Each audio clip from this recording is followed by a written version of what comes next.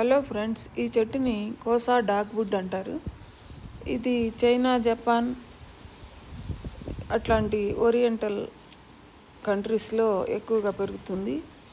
ఇది యుఎస్లో కూడా అక్కడక్కడ ఆర్నమెంటల్ ప్లాంట్గా వేసున్నారు.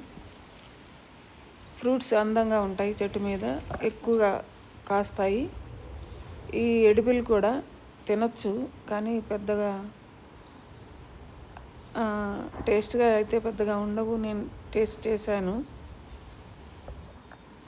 కాయలు అందంగా ఉంటాయి, చెట్టు నిండా కాస్తాయి. ఇది ల్యాండ్స్కేపింగ్లో ఎక్కువగా వాడతారు. ఈ మొక్కల్ని వేస్తుంటారు అందంగా కనిపించడానికి. ఇది ఫాల్ సీజన్ స్టార్ట్ అయింది, ఆకులని రాలిపోబోతున్నాయి. అట్లాంటప్పుడు తీసిన వీడియో ఇది. కాయలు చాలా అందంగా ఉన్నాయి కదా, అదండి దీని గురించి.